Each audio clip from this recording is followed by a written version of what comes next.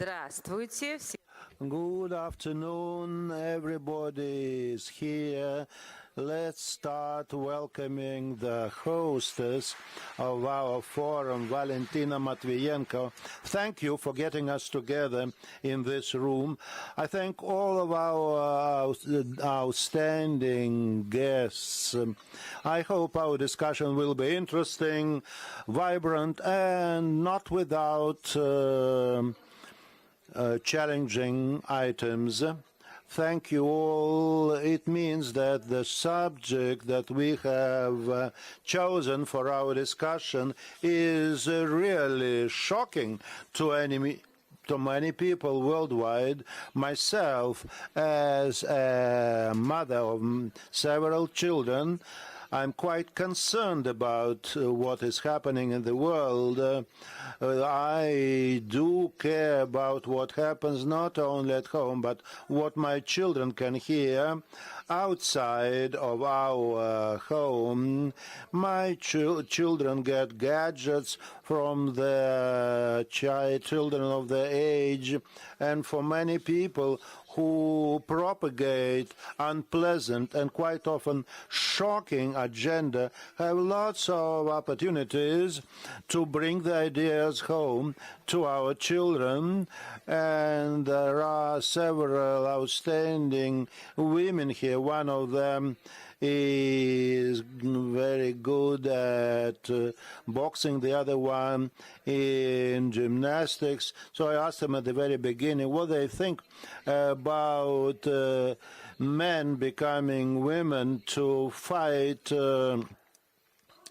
other natural women. So that's why I'd like to ask you, Madam Matvienko, whether you are concerned about these problems, because some people believe that they have woken up to wrong situation, and probably we just exaggerate the situation which exists in the world today. I would just make an intermission for a second. Quite unexpectedly, a wife gave a pager as a birthday gift to her husband. Well, at the beginning, they say she wanted a perfume, but after she had read the news in the media, she preferred buying him a pager. Thank you, Margarita, for becoming our moderator. I'm really grateful to you, and I'm quite sure that you, as usual, will be doing a very good job of it, and we'll have a very good discussion. And secondly, I wanted to say that from now on, we consider you part of our team of the Eurasian International Women's Forum, and I'm quite attracted by the idea that a majority of those who attend our forum share the general human values, the conventional values, which means that the trends that are shocking to us are doomed to failure. However, I believe that we should not only think about aggressively pushing a wrong agenda by Western countries, but we should also discuss a wide threat from attacks on the features of social sovereignty in the world. There's been quite a strong pressure on all the countries to make them forget about their identity and traditions, and it's not by any accident. There are technologies to brainwash people To my mind, the agenda is only one head of a hydra, and they are all of them quite dangerous. We should think about it, and most important, we should approach them systemically. And the fact that our spiritual, moral values have been included in our constitution is our system-based action that guarantees that we have an ideology of our people that will remain unchanged. And I believe that we set a good example for other states. And secondly, before we start our discussion, we should try to articulate why it is that today there's been such a strong blow of the liberal global machine against the identity of many countries in the world. I believe that the answer is quite evident. It is the traditions of every state that are passed over from one generation to another, those that help shape people around us. They are probably the only defense, the only civilized protection, I would say, against this very strong pressure. That's why the West understands that these are the obstacles that prevent the West from promoting and pushing their agenda, from manipulating people and making them forget their human values. And they are also trying to destroy families, because families are the fundamental link where personalities are formed, where traditions are maintained, and we may not underestimate this danger, because the West comes up with new technologies, with new ideas to undermine traditional family values. On one occasion during this forum, I said that we need to prohibit the child-free campaign, because it is a hostile project brought from elsewhere, because it means that healthy women are supposed to give up their motherhood values. And this is a subject that is being discussed now by the experts from the Minister of Justice of Russia. So we'll never have a situation in which women who can have babies are opposed to the idea of motherhood. We won't have anybody implementing this ideology in Russia. But how are we to find the borderline between those women who have possibly problems in their personal life and this monstrous ideology, which is extremely dangerous? First of all, I'd like to assure our women that they should not be concerned about it. Our government will be always pursuing a smart ideological policy.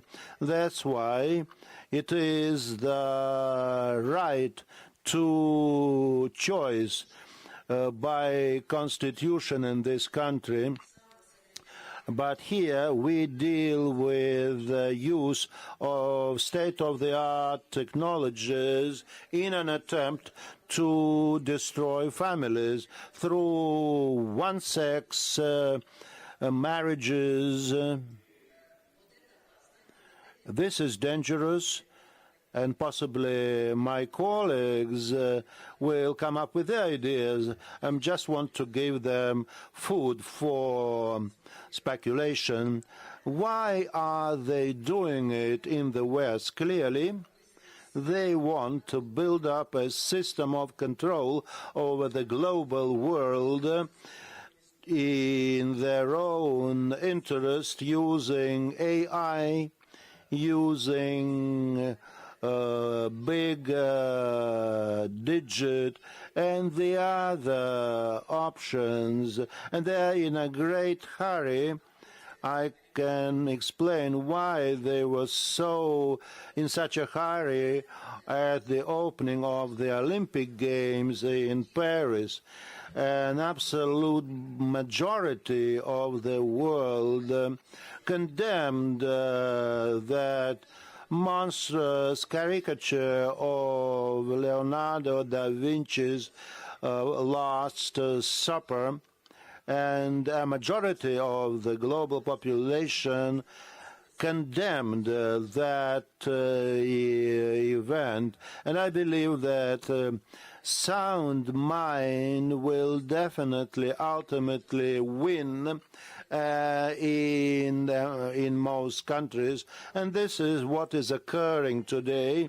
But they want to rule not mankind, but mankards without any personality, who do not remember their past and their families. They want to destroy all the fundamental principles of our multi-millennium civilization.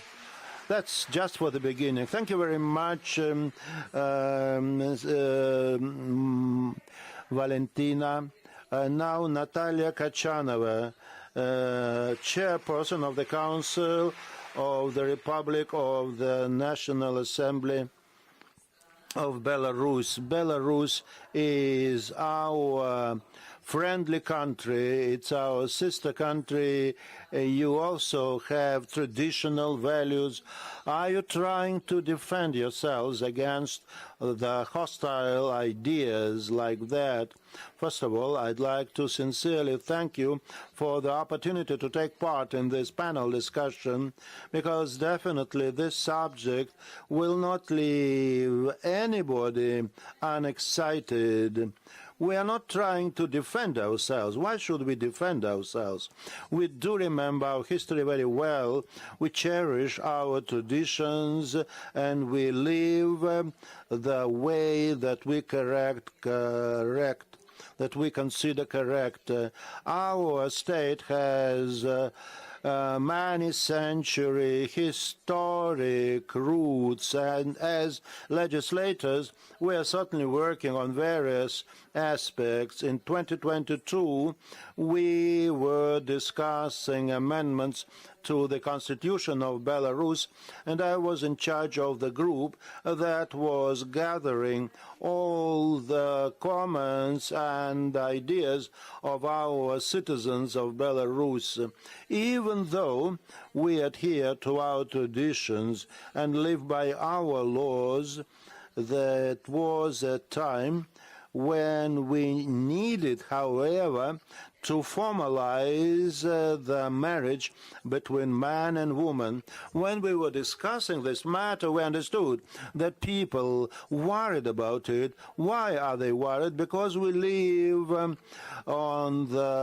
we are bordering with a number of Western countries, and our concern is due to the fact that we want to live in a country which has retained its traditions that are many centuries long. So when we amended our constitution, understanding this concern, there were also suggestions that we need to introduce a ban on delivering children, a ban on aborting children. And however, we decided not to do it, but recently when we were discussing it at an all-Belarusian meeting recently held, that in our concept of national security, we should record that it should be marriage between man and woman by birth. In this way, we want to live in the way which we abide by to honor God. Our country is multi-ethnic. There are 150 ethnic groups living. 150 ethnic groups living in Belarus. Recently, we were discussing our traditional values. Believe me that we certainly should not try to invade the minds of those who have been making wrong decisions, but we will never support the ideas that come from the West. And this is quite encouraging to me as our neighbor and relative, I can say. And now, Mr. Binod Singh, director of BRICS Institute in India. We survived, what, 3, 4, 5,000 years so far? And that alone suggests that the society in India should be more traditional, since it's so old, one of the oldest. It should be more traditional than, let's say, the United States. That's one of the youngest civilizations in the world. Is that true, or is that a mistake on my side to think so? Also, do you see this aggressive Westernization, this aggressive woke ideology that we see as aggressive, or even woke religion, because the way they push it is in a way close to pushing a new religion? Do you see it as a threat, or do you ignore it, or do you see it as something fun and maybe something that you should look at and incorporate into your society? Thank you. Thank you, Margarita, for this very direct question to a guy who lived in India, China, and a little bit in Russia. So, first of all, I really want to say a few words away from your question. I've never seen such a grand forum, even on YouTube, okay? Yes. So, I have seen Indians Modi political rally, like elections. I have seen rallies, elections, and so many things. But what I see, this fourth Eurasian forum has totally changed my mind. I think this Bolshoi forum is bigger than any forum in the history of humankind. And I wish we take this opportunity to make some historical monument, something like in New York, they have Statue of Liberty. I think in St. Petersburg, we should have a statue of women, where the women will come from across the world, not only from Eurasia, to inspire how the women power. Especially, I can name if Madam Valentina, the way she started the forum, and she not only brought the Eurasia, she has brought the whole universe here. Madam Valentina, как вы сказали, это пример для нас, для всех. You said Madam Valentina, just an example that you said for all of us. Listen, Indians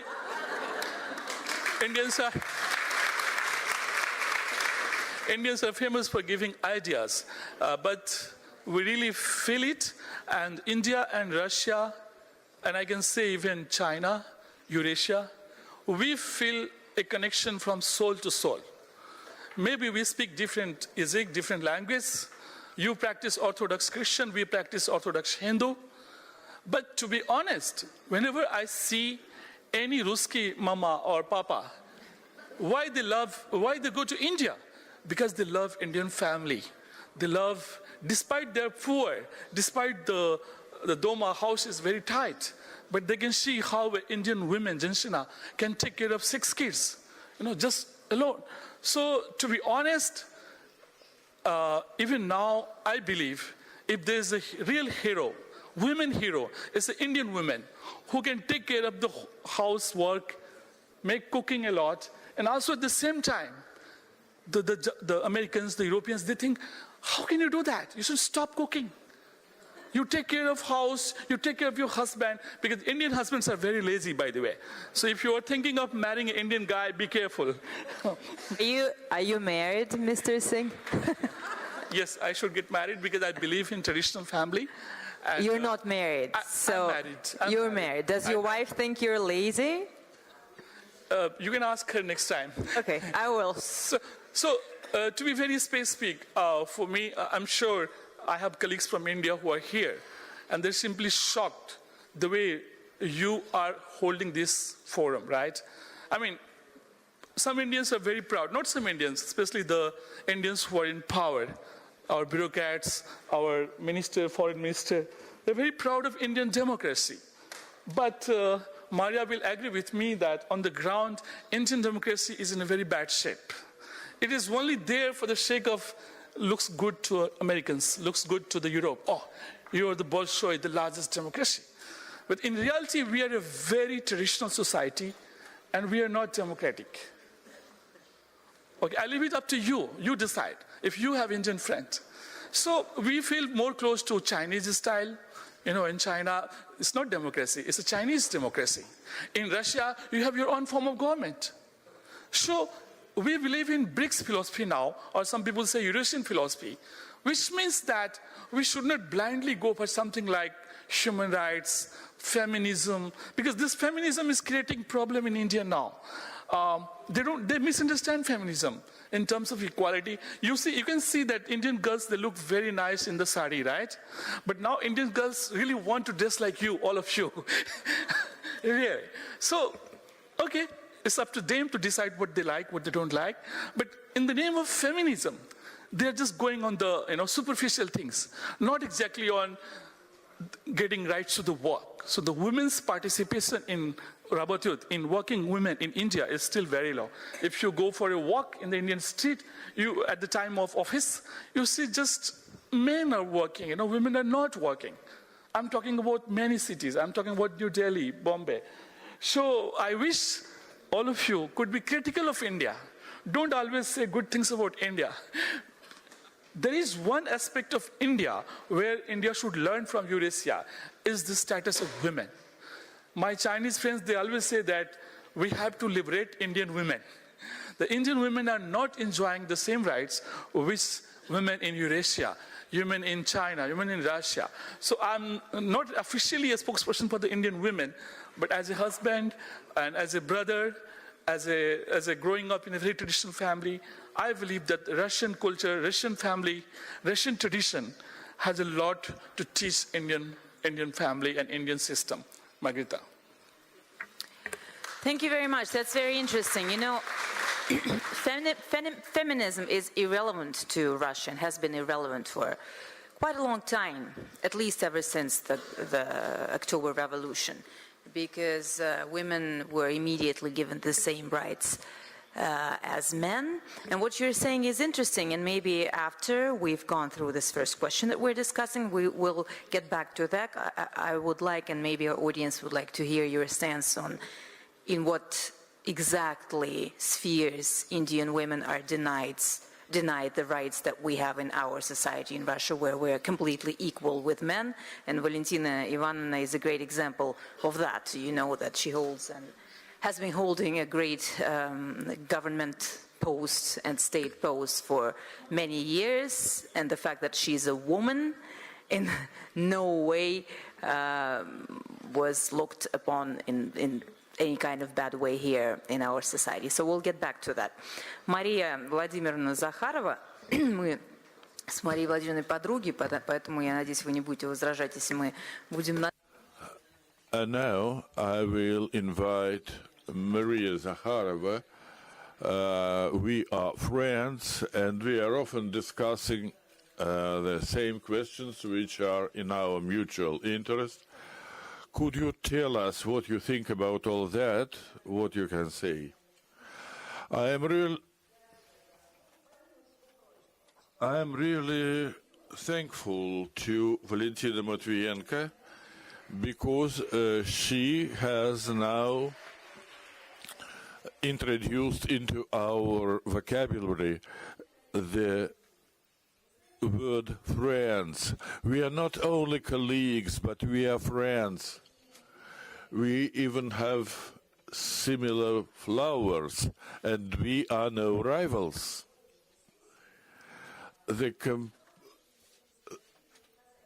progress of this session today, it speaks a lot about Russian traditions. For instance, this is a women's forum, but we have a man in the center on the podium. And I'm very thankful to our Indian guest for his words about our forum, that it has been the grandest event that he has witnessed. We offer our foreign friends this kind of platform. We do not accept any a role of a messiah. We do not say that we are the only ones, that we are the dominant ones, that we are exceptional. We can say that we have experience, history, achievements, and we were collecting them not for ourselves alone, but we wanted to share our experience and the results of work of many generations to the whole world, to the world at large. Yesterday I was sitting at the sessions together with two wonderful girls. They both represent our joint state with Belarus, and these two girls were astronauts. We have here quite a number of ladies and women and girls from many countries, former members of the Soviet Union and now the Commonwealth of Independent States. We can say only that this is another opportunity for our cooperation. It is practically the same slogan that was current in the time of space exploration earlier, that we offered cooperation in joint research of outer space. One of the very first space flights in the Soviet Union was made by a Russian woman. The Soviet Union sent a woman in space, into outer space, to show everyone that women can be capable of anything, of any exploit, and we do not want to say that it is a plus for us, but we are ready to share this with everyone, to share our talents and our experience. There was a lot of reactions in the media on the words by Valentina Matvienko speaking about child-free. She said that this is an alien concept because it doesn't fit the primary function of the woman, childbirth. and motherhood, and what will happen if you try to start a new movement like Old Free, when the people will try to eliminate senior citizens. When if we can take drugs at school, we do not want to live longer than 30. We think that it is awful. It is not good to prolong your life indefinitely.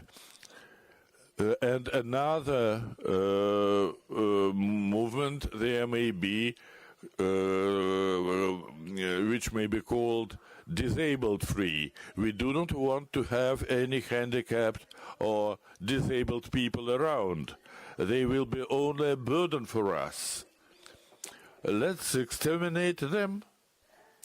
Or another movement like poor free. Let's get rid of the people who haven't reached a certain level of wealth.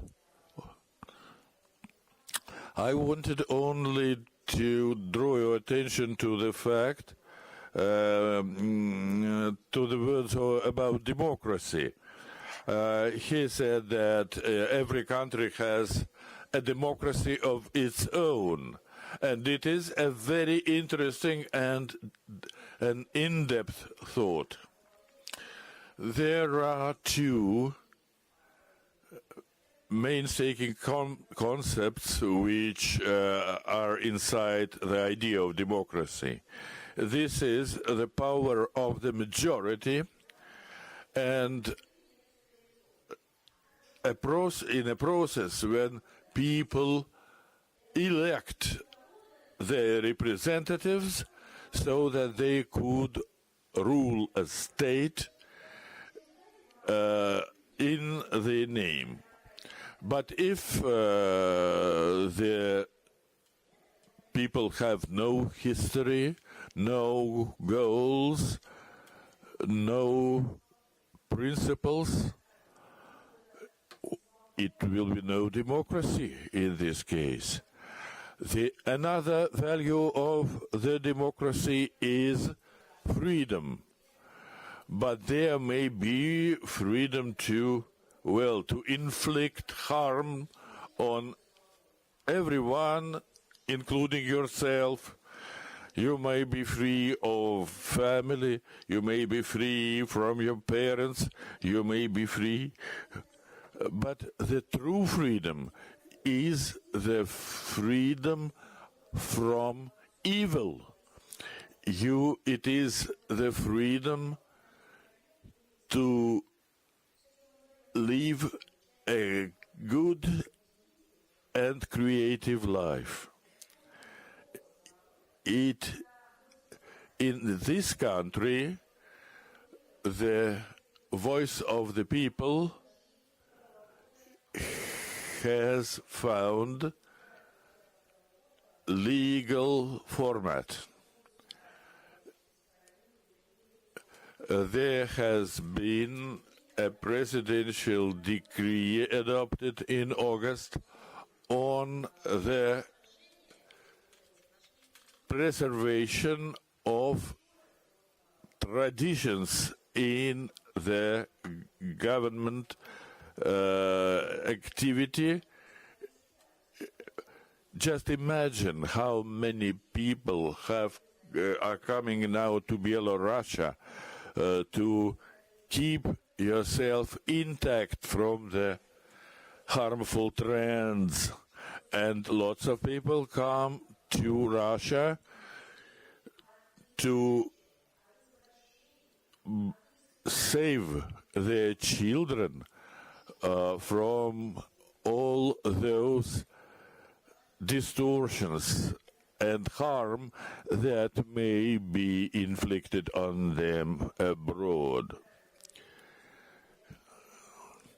And there was another decree of the president on support of the citizens which share our traditional values. So this way I would like to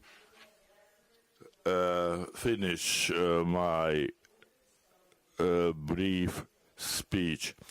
We do not want to violate anybody's will. We want to save Russia from the dead end which the West is running to. Well, dear Ms. Kvartsova, you are a physician. Your profession is the most noble. You save people. On the other hand, there is such thing as progress. But progress may be either useful or harmful. And speaking about the challenges of the progress, we have now reached the life expectancy for men, which was earlier not longer than 28 years. Now the people live long enough to see their grandchildren. But there are now missionaries who want to make other countries to adopt another religion. They say they say that we are not humane because we do not let people cherish their distortions, they say that we are not progressive and we are not humane because we do not want to make the child freely decide whether he is a boy or a girl. Thank you very much for inviting me to this talk. And from the scientific standpoint, I must say only that normal, regular life can be led only when the mental system is normal and running perfectly well. There are only two ways in which we can find a positive psycho-emotional state. First is where we satisfy our wishes. It is like eating when you are hungry. The desires can never be fully satisfied. As time goes by, there is not enough of the means that bring pleasure and satisfaction. That is a kind of drug addiction or alcoholism, and it results in egocentrism and really drug addiction or something like that. Собственно, это и есть манипуляция и социальное проектирование. Есть второй путь, с которым мы связываем ценностные коды нашей страны. Это получение радости от созидания, от отдачи, от служения, от ощущения гармонии с окружающей средой.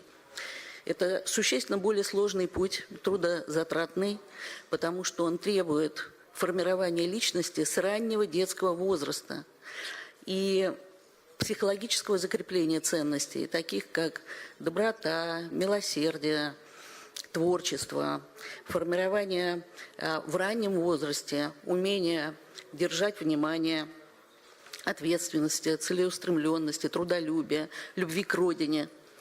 И фактически только развитая личность может себя посвящать достижению надличностных целей. Вот, собственно, именно это и лежит в основе процветания человечества. Наша страна выбрала этот путь. И я абсолютно согласна сейчас с цитатами, которые Мария приводила.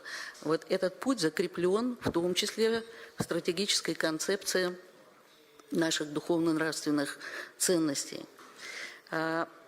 Вот этим самим Россия, конечно, очень притягательна для всех здравых сил. И это позволяет сплотить вокруг России не только дружественные страны, которые разделяют наши ценности, но и целые группы населения из западных стран, которые их не поддерживают. На мой взгляд, очень важно, что общечеловеческие ценности духовно-нравственные нисколько не ограничивают самобытности и многообразие культурного.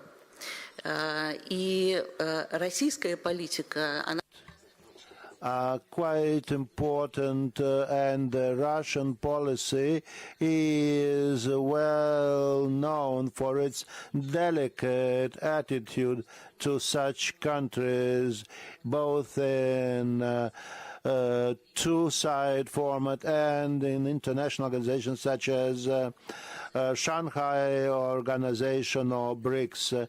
In your presentation, you touched upon scientific progress, and certainly now is the time when knowledge is being accumulated. I work in medicine, in healthcare, where we are tackling tasks that used to be taboo in the past, and now we aim at ensuring longevity and so on. Could you give us good news? What is what you have invented to impress us all? Well, it's time for me to know it. I'm going to be 45 shortly, and I'm 75. Don't tell anybody about it, Valentina Ivanovna. Nobody will believe you anyway. I'm not shy of my age. I wish everybody to feel like me at this age. What matters is that spiritual and moral values that are fundamental are not only contradictory to scientific progress, but they also form a foundation for a system of values to avoid various bad temptations when people give absolute value to their knowledge, when they try to violate natural laws while nature is harmonious. And what we do in the field of science is also based on spiritual and moral values. And just like Maria has said, now is the time when our scientists are coming back after having worked for 10 or 15 years abroad in the United States or Australia or in other countries, and they have been quite a success there, but they come back here to this country for a number of reasons. First of all, they cannot stand the new formats, which are quite distorted there, and they fear for the future of their children. They want their children to get higher education in this country, and besides, they want their children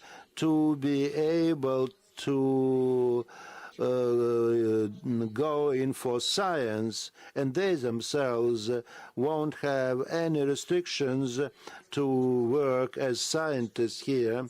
And lastly, I wanted to say that this concept is multidimensional.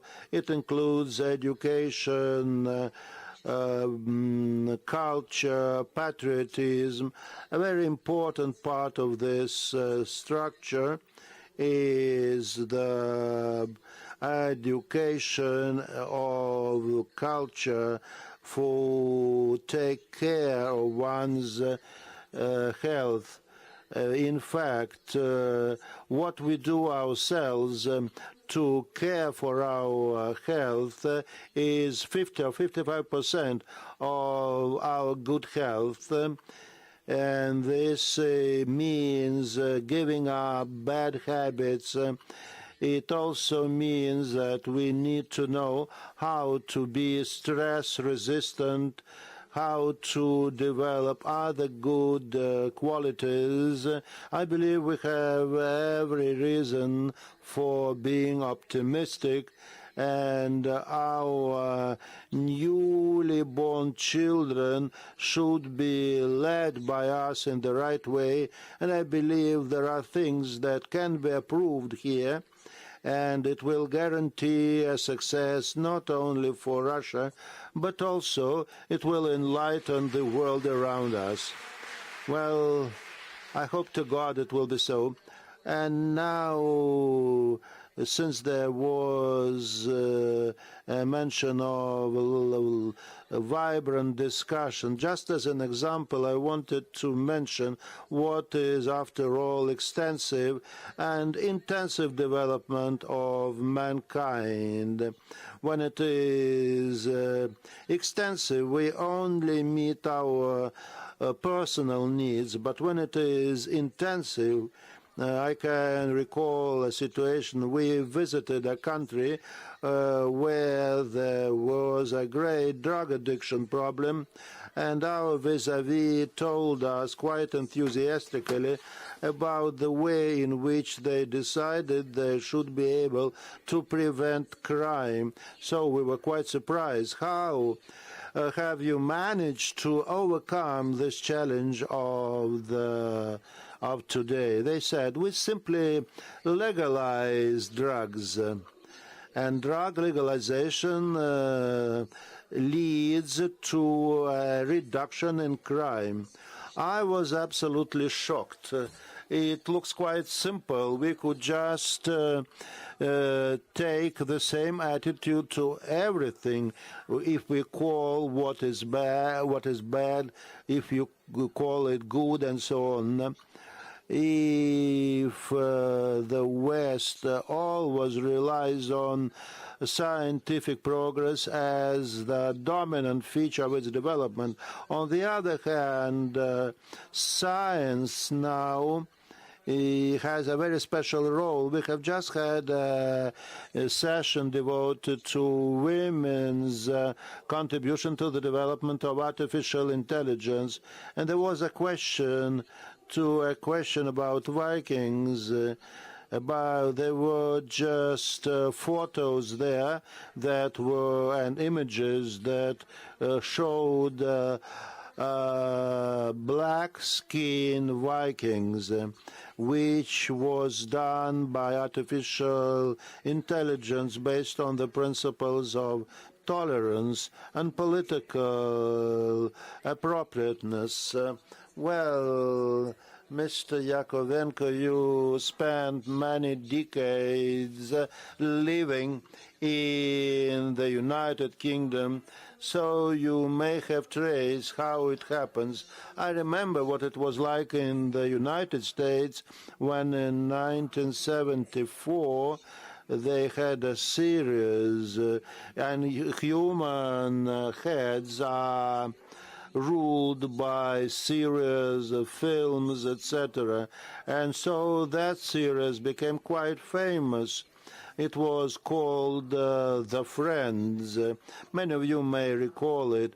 In the first part of the series, the wife of the main character walks out on him to live with a woman.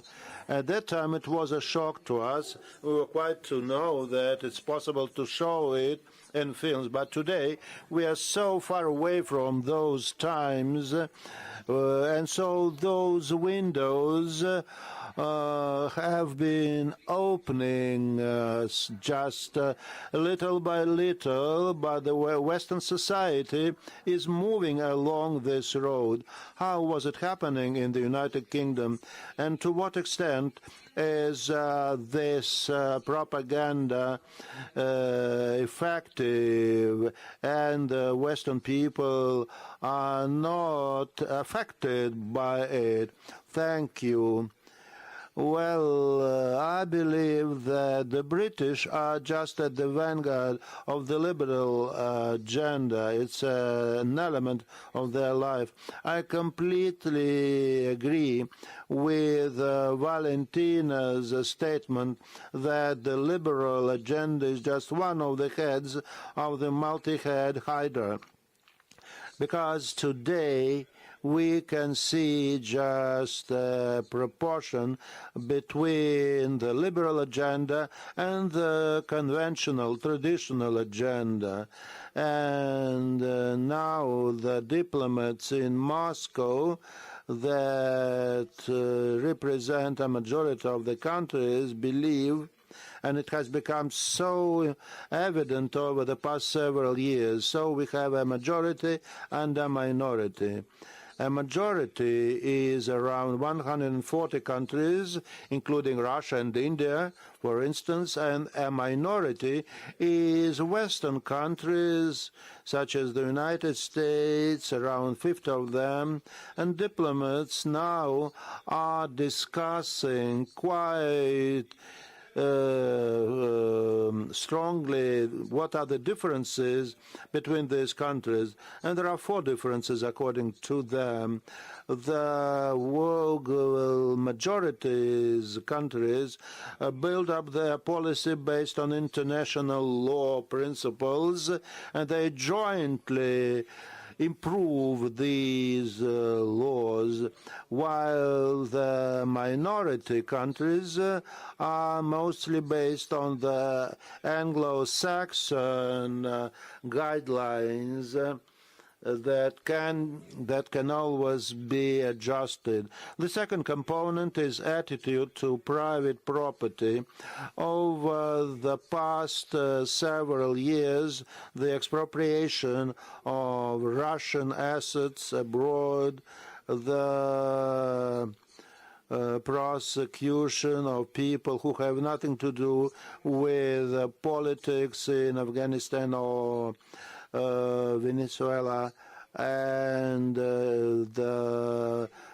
so they don't respect human beings in the West. And the third difference is the attitude to traditional values.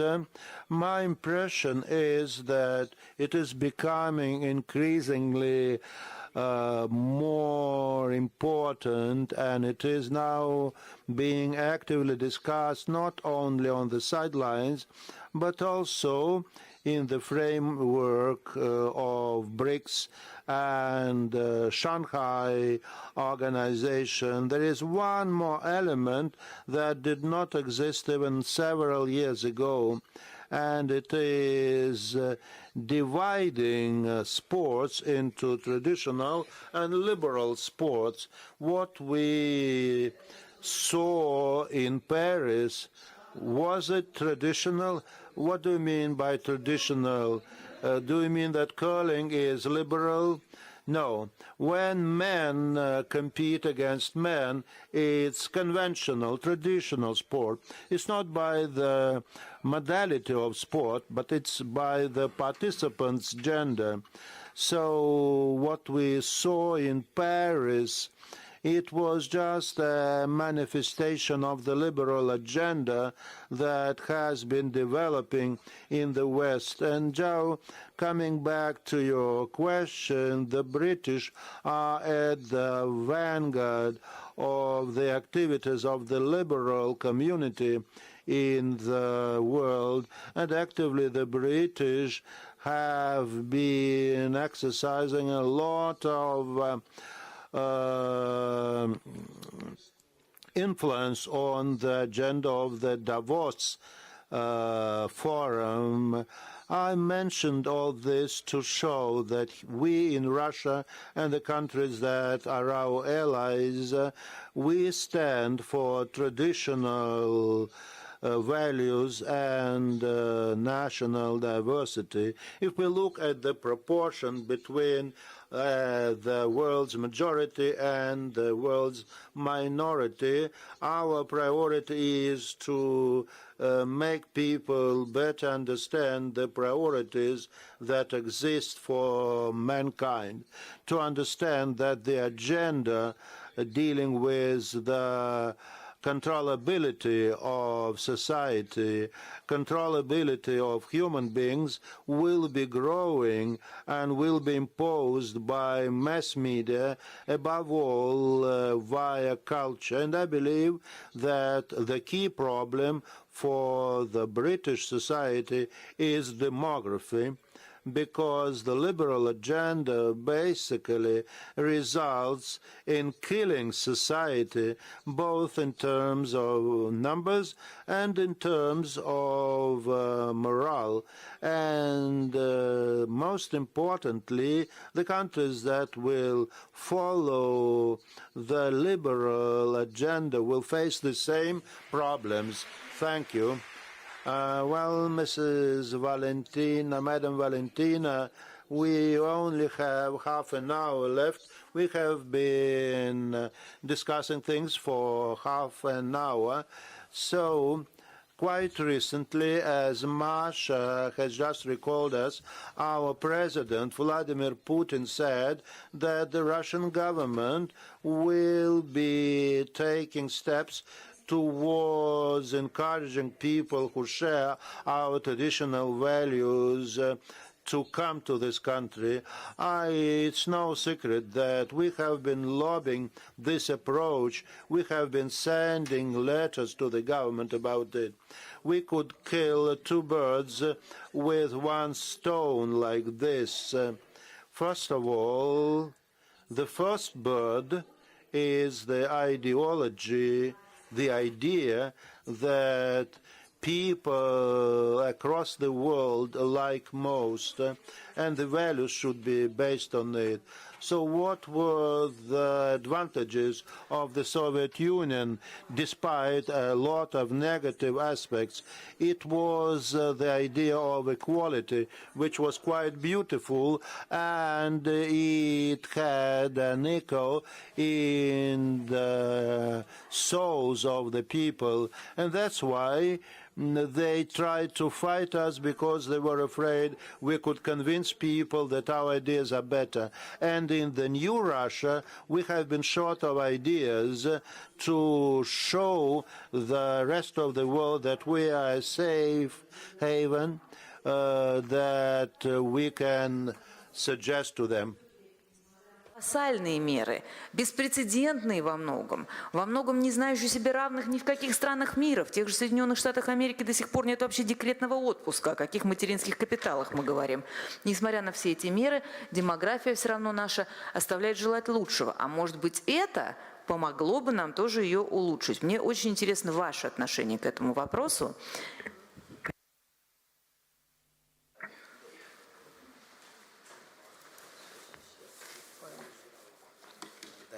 Тоже ее долго искала.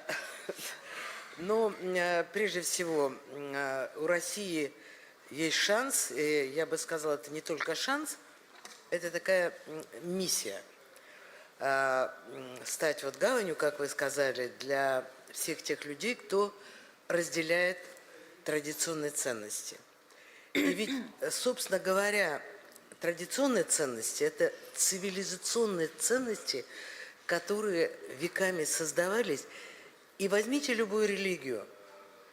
В каждой религии вот эти традиционные ценности в той или иной, теми или иными словами, но они общие для всех.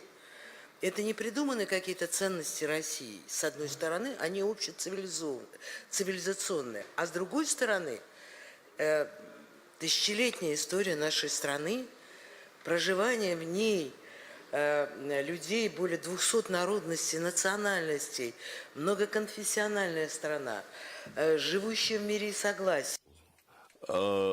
Life of our country and history of our country, they all serve as a sample of how the state and the society can be structured, because it is our advantage and our wealth that the people living in this country, they share our traditional values. The value of family, the value of children, the value of parents. This is what has been at the core of the history of our country. This is why we can be a safe haven for people from other countries, where people cannot exchange their values, their civilization, for new value, which people may even hate. So in this case, Russia can really fulfill its mission. But it will be not a massive migration of people. There are many people who have the culture of their own countries, of their own peoples. They, of course, will not move anywhere. But we cannot be a fortress, a tower which will keep outside of its walls all the people who are suffering in other countries. We do not want to become this safe haven. Many of our countries, they will never agree with us, and we, of course, we can invite people who there are other states with their own values, their own traditions. Of course, the people who share our values, they are welcome. But now there are people who think absolutely differently. And those who do not share that neoliberal agenda, this is waking up. Some of them say that that they should be celebrate their own pride, whatever that pride may be in, that they brandish orange-colored flags. All these people think that they are progressive, while the others are not. Of course, we could laugh at that, but we should not. It is not funny at any rate. But this propaganda is so sweet, and it gets into the brains of the people, and we have something to counter that.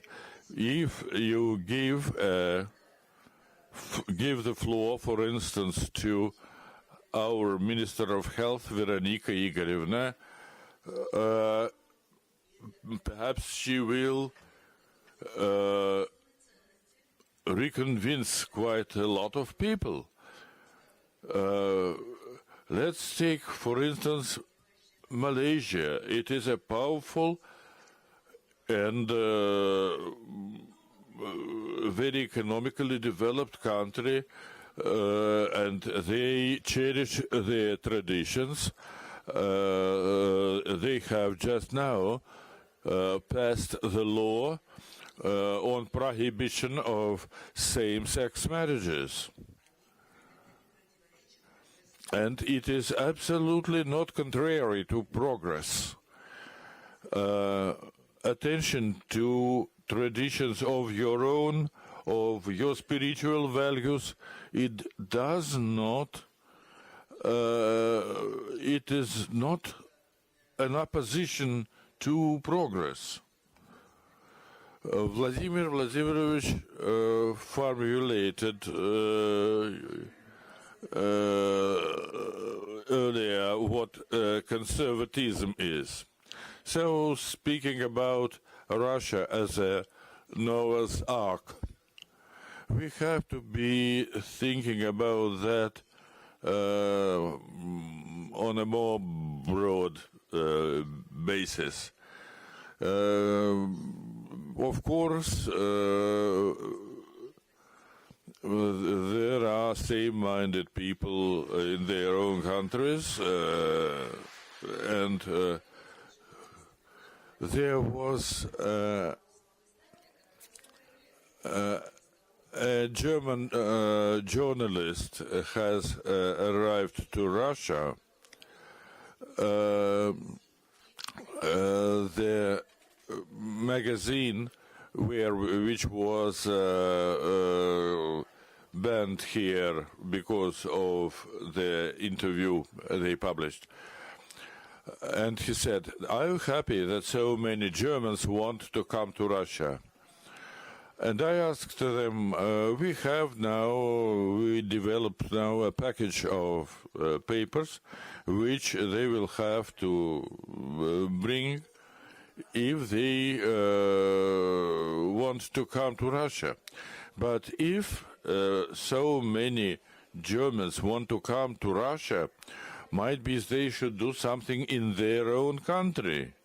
We can, of course, accept these Germans and will try to preserve this German culture, that our students know Goethe better than the students in Germany. But perhaps they should do something in their countries, so that they... we were speaking not about an ark. Ark means inundation, flood, but it is the final stage when people have to build an ark to get saved from deluge. Perhaps I'll now say a few words on the changing world. If 20 years ago I was told that we will discuss these issues, I would not believe, because I would think that this was just crazy. But Belarusia is an exception. For instance, they are very careful about their traditions, and they are really say the right thing when they say that we now can make it so that quite a lot of people can come, everybody that wishes so, but we have suffered too much to be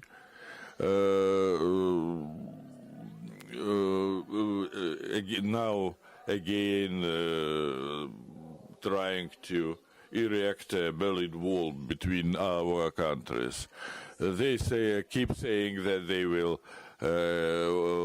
want to wage war on them, but we don't do it.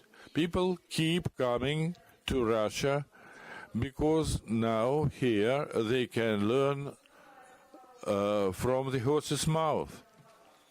We understand what is going on in Russia, and so now the Western countries, they are shutting themselves down. They do not let in cars with Russian or Belarusian license plates. More and more countries understand what it means to live freely, quietly on their own land, but they now won't let you discuss really serious things. For instance, Germany, yes, they had so many writers, composers, musicians, but as soon as I begin speaking about the patriotic upbringing for children, if we do not have peace and tranquility in the country,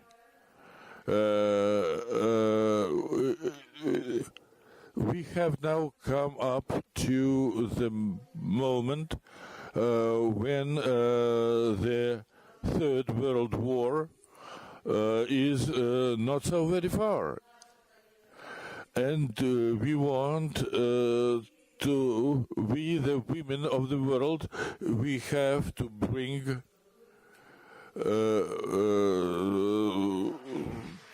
peace to our countries, and we'll have to try to do our utmost for that, to save this generation and other generations.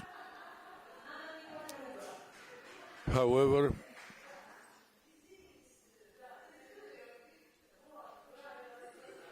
but we have also people who are not our friends. And I would like to ask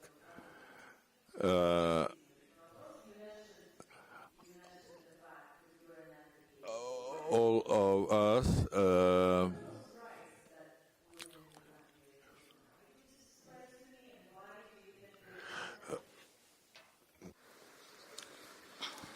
Spasiba. Thank you so much. It's the longest time I have waited for my chance. Everybody takes turns except Masha. Yeah. So before I answer your specific question, I really want to say what I just heard from all the speakers.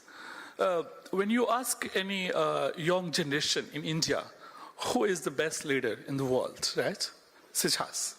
Because when I come out of India, of course I have an Indian passport, but when you look at me, first you look at me as a human being, right? I'm a Persian, okay? So the same way, when we are talking about Americans or British or German or French, and we're talking about Russian President Mr. Putin, Indian Prime Minister Mr. Modi. So now the public, the civil society, they don't take a stand about India, about Russia, about America. They more talk about who is the leader. So when they look at Mr. Putin, they understand there's a strong man who is leading the country. So there's no problem. You can trust him. When they look at Mr. Modi, maybe he is not perfect, but most of the young Indians, they think maybe the other people we have, he is the best one to lead India as of now. When you look at America, look at France, look at their leaders, they simply say, ha, ha, ha, ha, ha. Okay, this was just one comment because it's really, we live in a world where the nation states are not as important as it used to be. Our civilization, your personality, who are you? What is your qualification? What do you study? Indian guy, technology, maybe. Chinese guy, businessman, maybe. Russian guy, ballet, whatever you say. I'm not sure, okay? So what I'm saying is that we carry a perception wherever we go. And if we are not up to that, if Americans are not up to the leadership of the world, they should simply say, sorry, we leave it. We can't do it anymore. But they're not, the people who control the American politics, they're not ready to allow them. You see how much time Biden took to say no to the election, right? We were just counting. I think Maria was waiting for this. She already knew this. So they took a lot of time. Now, Kamala Harris, right? It's so funny that she says, sometimes she says, I have Indian background. Sometimes she says, I'm African. It's so confusing. It's the only country She's in a the funny world, lady. Yeah, it's the only country in the world, very few countries like Chinese or Indians or Russian. Wherever they are, they can say, yes, I'm Chinese. Yes, I'm Indian. Yes, I'm Russian. So you have to be proud of your nation, your nationality, your ethnicity. Don't be so opportunistic. So democracy makes the mockery of the system. Now coming back to my country, India, especially, it's a huge, the population of my country is really very high. The number one in the world. So you can see, I can say we have done very good in terms of male-female ratio. We are doing very good now because of Prime Minister Modi, some slogans, right? Try to protect the female child. So getting married in India is not a big issue. Unlike my neighbor country, they have to buy the bridegrooms from neighboring countries. In India, average ratio of male-female is doing very fine. The question is, government is not able to educate them to high level. So the going to university is not very high. So once she is not educated, she cannot be equal to any other guy. So to be very specific, the Indian universities, you'll see students from India in Ukraine, 20,000. In Russia now 20,000. In China 20,000. And in the West also many. So as a student male, he can go any country, doesn't matter, how tough it is.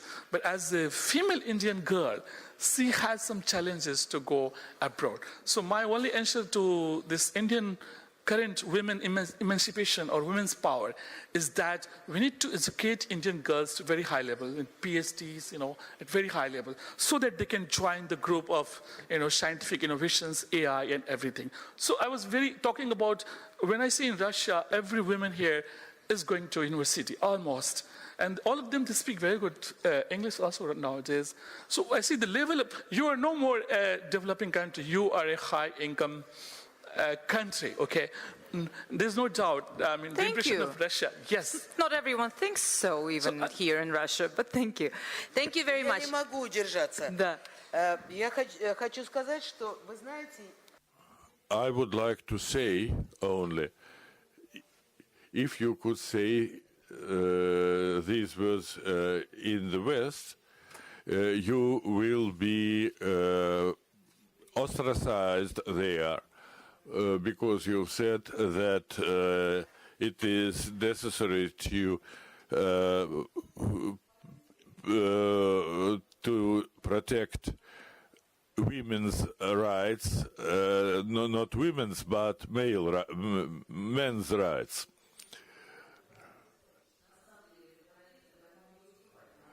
So please don't say these things in the West, only in this country.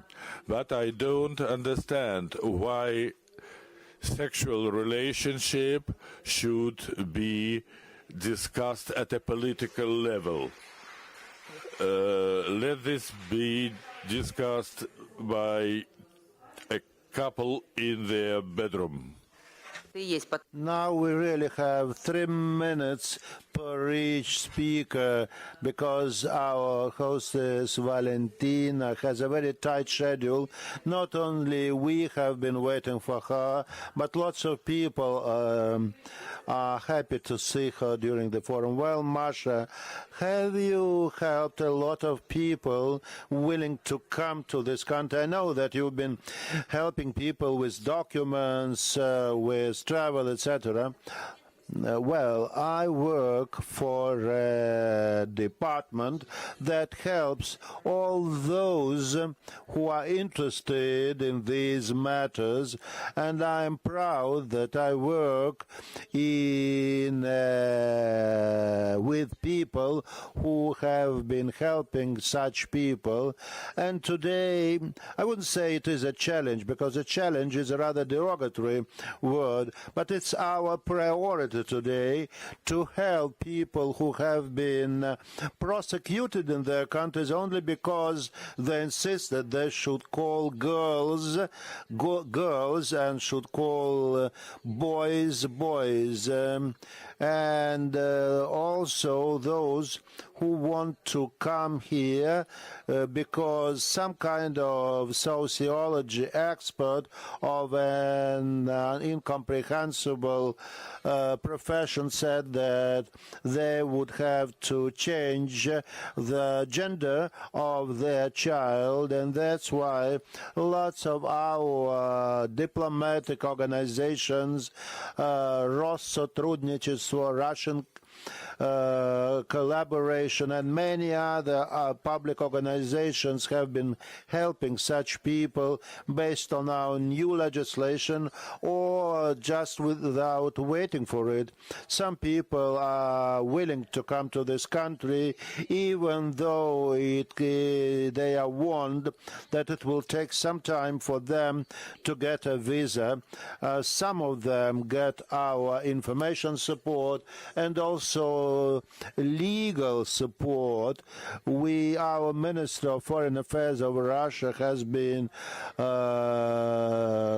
cooperating with a lot of lawyers on this just to fight against this crazy ideology.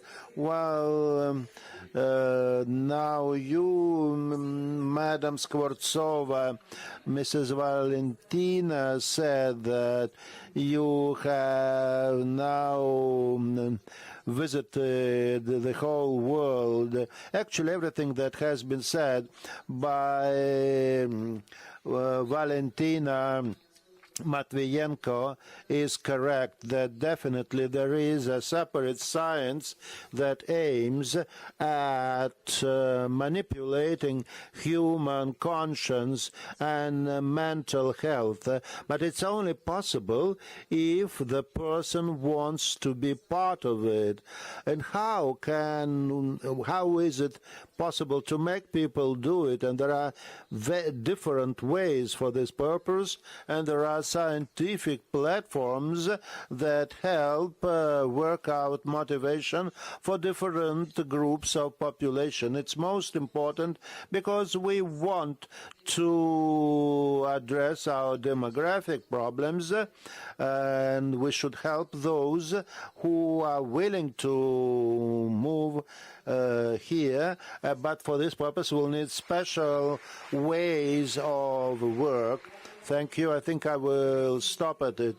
I think you could certainly convince a lot of people, if not all, then many of them. Now, what they say in London, what is the last but not least way to convince people that they are now facing an abyss and they're in a blind alley now.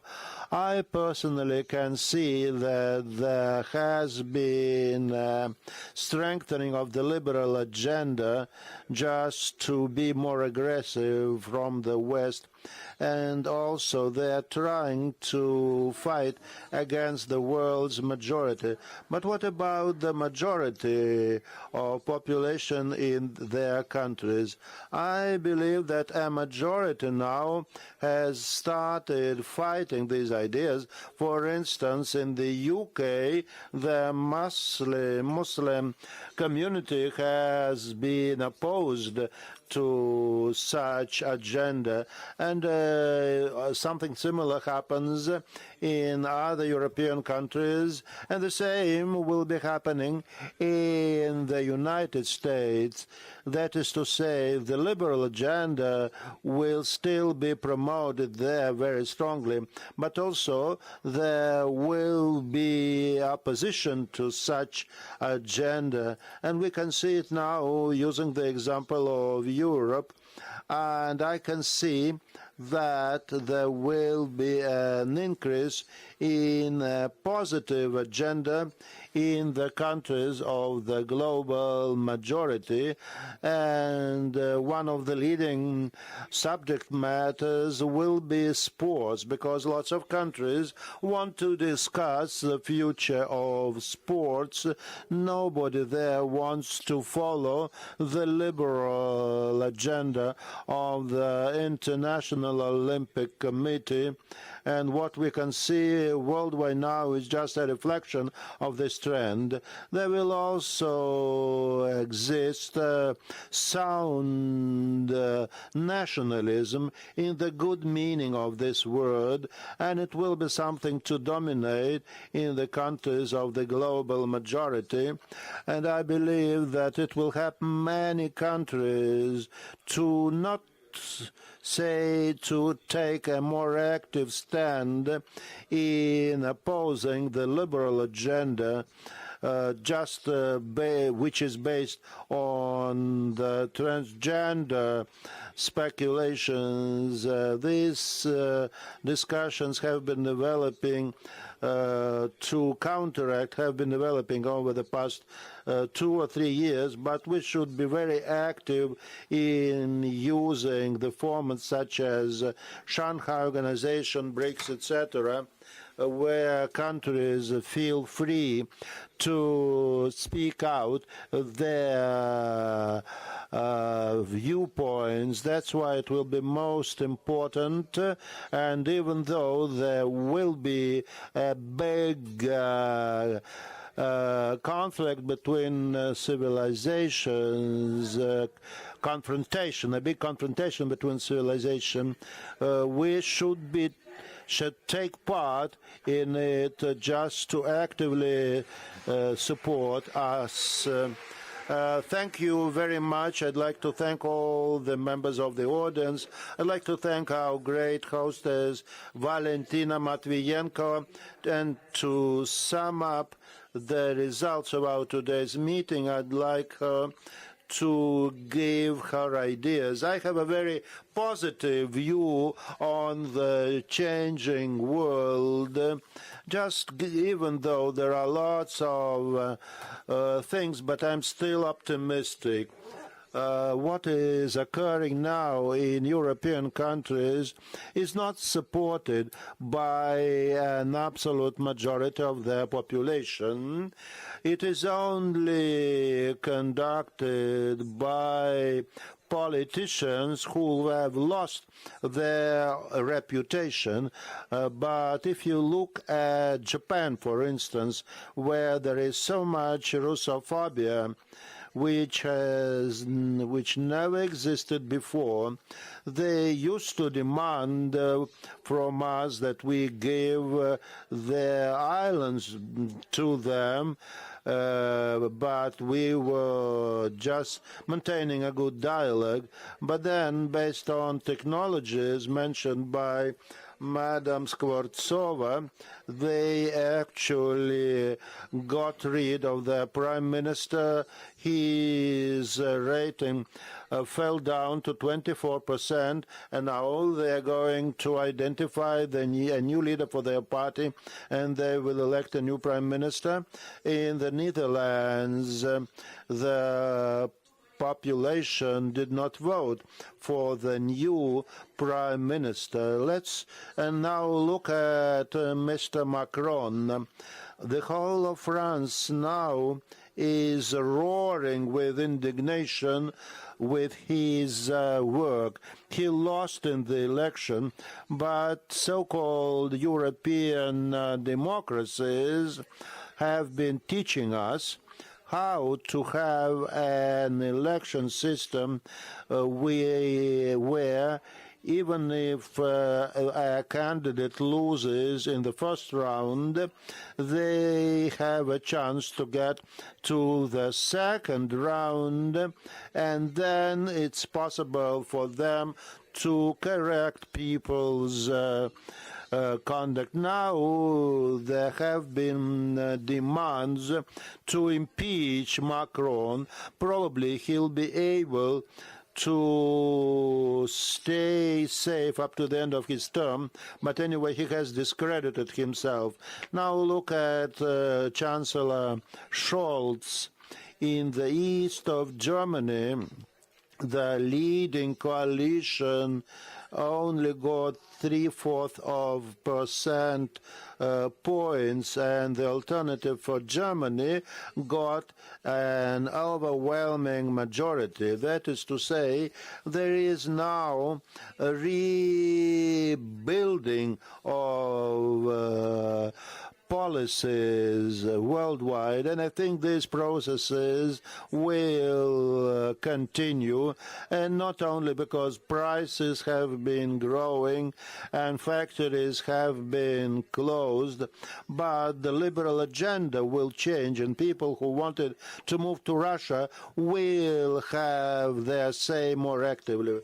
That's why we need to act. Our country is so strong and powerful. We have such a rich history, but we are short of active work to promote all the good things and counteract the bad things. So our Women's Forum aims at uniting women, and in fact the fourth Eurasian Forum, Margarita, I'm telling you that we had never expected that it would be such a success. Now 127 countries have taken part in it, I mean using remote access on video conferences, lots of ministers, vice ministers, and so on. Those are really beautiful women that have made a good career, and it's been a great pleasure to talk to them. We certainly love talking here, but now possibly I don't need to talk through the microphone. There is a joke that I like very much. For those of you who are not aware of it, there are two women who spent 10 years in the same prison cell, and it so happened that they left the prison at the same time, simultaneously. But after they left the prison, they talked for 2 hours before parting. But we do not want to simply talk. We want to apply scaling of our programs to achieve success based on the results of this forum and of the forum of BRICS women. We are getting ready for, we are preparing a serious document for the summit of BRICS countries that will be chaired by Russia, and we will insist that what we have discussed here is reflected in the documents of the summit. We are also preparing a final resolution that will distribute to the United Nations, to all the leaders of states worldwide, and also we have instituted the title of ambassador of Eurasian Women's Forum for our new ambassadors to deliver our letters to the leaders of the world. So I want to tell you once again about the agenda of our forum. Everything has worked. We have we have put forward specific tasks and have been making success at it. Well, let us all together thank Margarita Simoniat now. Thank you very much, Madam Matvienko. And I really respect Margarita so much. I admire her intelligence. I admire her way of speaking. And most importantly, she has such a great core of a state person, of a state figure, that she has never been disloyal to her ideas. She has never tried to abuse from political situation. Thank you very much. I'm going to cry out, to burst out crying. Let us give an applause to our hostess, Valentina Matvienko, a person who is incarnation, who has been incarnation of many years of everything that is written in great Russian literature about Russian women who are able to stop wild horses, to enter houses set on fire and lead this country for so many years. Thank you very much for the model that you have shown us all.